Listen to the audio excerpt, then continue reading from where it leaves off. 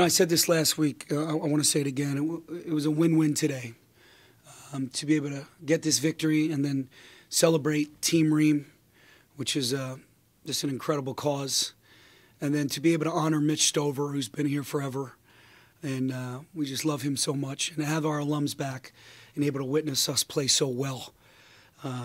So obviously a win-win for our program and everybody involved. I was concerned about our mental conditioning, our mental mindset coming into the game. And, man, did they really step up after that Michigan State game and came back to work. And that's growth, and that's a little bit of maturity. And hopefully we can keep this consistent play going.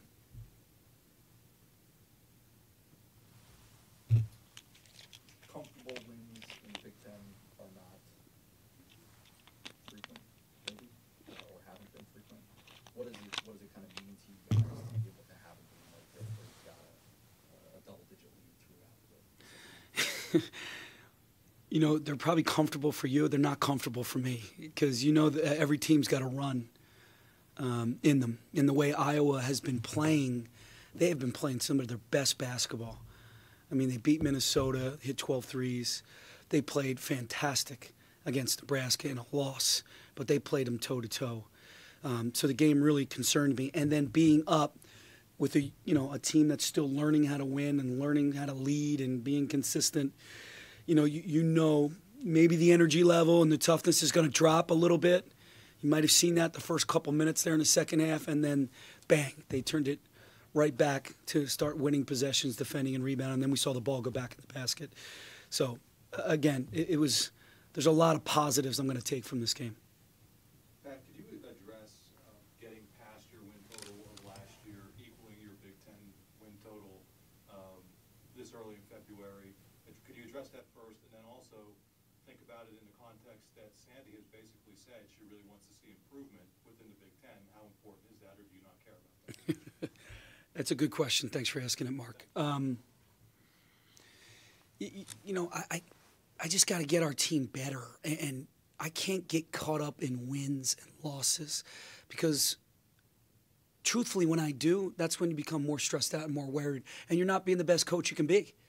So I'm going to focus on this team, my staff, and how I can get them better every single day and worry about my culture.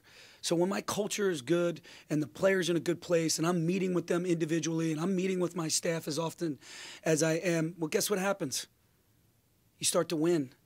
So I'm going to stay focused on here and now. I'm going to stay present and get better tomorrow when we get up. I'm going to watch this film tonight, and I'm going to watch it again tomorrow, and then we'll get better. But that's got to be the approach for me. And as far as Sandy, I can't. You know what? I've done that. I've already done that. I did that in year 5. Guess what? It didn't work out for me, right? But it did because I kept my job. But if I'm worried about, what administration's going to do and how I'm going to handle it, and it's not good for anybody. I'm distracted, and I can't be distracted for this team. Not right now. Not as good as we're playing. Bat in the bag. Couple quick ones for you. How do you think you got the bad scene, huh, Andrew? I got the cool kid scene. Okay, all right. How do you think their preference to play at up tempo, perhaps, if it all lent to your offensive flow? I mean, you were in a rhythm early, and then secondly, I asked this of Fran, what's the biggest difference you see in your team today from the last time you played them in early December? Yeah, they want to play fast. The pace of the game, they want to go up and down. There's no doubt about it. And we definitely were able to score some baskets early, and they missed some easy ones early. I mean, when Bohannon got loose there for his only 3, ironically, it was in the first couple minutes of the game. You're concerned, you're worried. But then I thought our defense was really good, especially in their early offense. They're looking for Cook, they're looking for Garza, then they're going to look for Bohannon. So I thought we did a pretty good job defending them and taking care of business. Look, I think when I look back at that game, it felt like 2 years ago. We were 2 different teams, and I think Iowa is much better than the score indicates today, and the way they were playing was terrific. Again, Minnesota and Nebraska, I thought they played some really, really good basketball. They've grown up, they've matured. Cook's a monster. He's an absolute beast. But I think we've grown up, and I think we've matured. And I you're starting to see that connectivity start to shine through in games now. And that's what we need. We need to stay together. We need to stay connected. And we can't worry about the noise on the outside, the distractions on the outside. That's why I say let's just stay present and take care of what we have to take care of. Coach, how important is it for you guys to build off this momentum from such a dominating win and take it into Maryland and then at on the road against Illinois? Yeah, but we have to remain humble and hungry, though. We can't get too full of ourselves, you know. We have to, again, if we can stay present, stay here and now, and focus on getting better. Like I said, we've got a lot of games left, and I feel like we can get a heck of a lot better. But we need to be, you know, humble and hungry. We know how good Maryland is, and we know what the game was like down there. It was an absolute street fight, a rock fight, whatever you want to call it, and we got to be ready for that because they're battling for their lives too. Coach, we saw Tony Carr and Lamar Stevens and really a lot of the starters playing late into this game. I know you said that you always kind of worry that the opponent might have a run in them, but can you talk about maybe that decision to let those guys play a little bit more when they've had a lot of minutes here recently? Yeah, I wanted to finish off strong. I really did. It was important to be able to – I didn't want to get sloppy. I just didn't want that. And I wanted to make sure that we finished strong, especially right around that 3-minute mark. I was going to get Tony and Lamar out. And once I did, then Fran started to do it as well. But again, I'm teaching sophomores how to lead. I'm teaching sophomores not to watch the scoreboard and play the score. I'm teaching them how to battle and win the next possession because that's what it's going to be from this point on. It's going to be an absolute battle, and they have to learn how to do it without looking up and just hoping the clock runs down. And then my other question, Jamari Wheeler, we saw a lot more minutes from him tonight than we've seen maybe the last couple of games. Can you talk about his play and your decision to play him a little bit more? You know, he's kept a great attitude. He kept working. You know, he's a team guy. He wants to win. He's going to do whatever the team needs to win. And I just, you know, watching the film and his speed and his toughness, I really wanted to try to take Bohannon away. And I felt like Josh, Naz, and Jamari did that. I just felt like this is a better game for him. The prior couple games, I thought Davis, it was a better game for him. We needed somebody a little bit bigger, a little bit tougher, and we were concerned about rebounding. And I thought those three guys did a great job on Bohannon.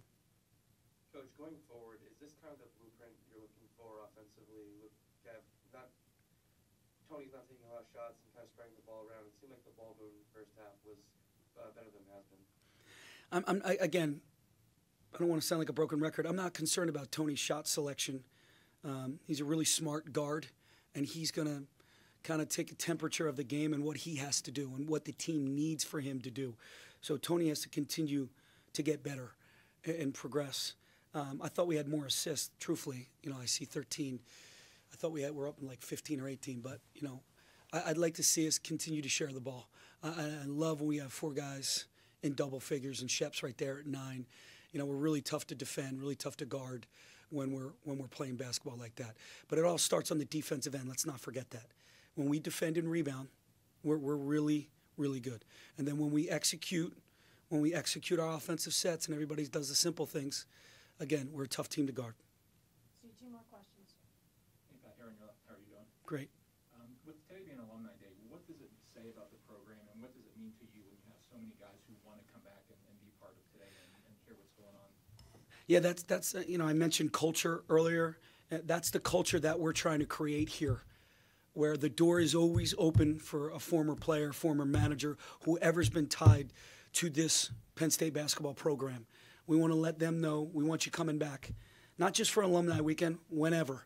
You know, CVC, which is a great cause. Come back for those great events, or just come back in general. We'd love to have you back, and know we're going to help you if you need help. But the guys need to see that support. Our players need to see, like, hey, he's been through this. He's going through what you went through. Great guy to talk to. Or, hey, when the ball stops bouncing one day, just so you know, he's the CEO of this company. You know, get to know him. Get to know him a little bit, because Penn Staters love to hire Penn Staters. You've probably had seasons here where you haven't had 10 dunks, not your teams, but other ones. Do you get caught up in watching that? And to take it a step further, when you see Lamar do a 360 like that, are you concerned about showboating at all, or not? You know what? I never want to show up a guy who has 400 wins, who's such a class guy who I know really well, and that's why I called that timeout. Hey, we're not here to embarrass anybody. That's not what we do. Got too much respect for Iowa and Franny McCaffrey. But, I don't get caught up in that stuff. It's 2 points either way. And but you got to let them have fun, right? They got to enjoy it because these kids sacrifice their summer. They sacrifice so much during the course of a year that you want them to have some fun. Thanks, guys. Oh, come on, Nate. I'm supposed to get my wife her birthday present. I'm like running behind here. Let's go. You're killing me. No, I know, Mark. You're right. You guys are wasting time. Okay. Yeah.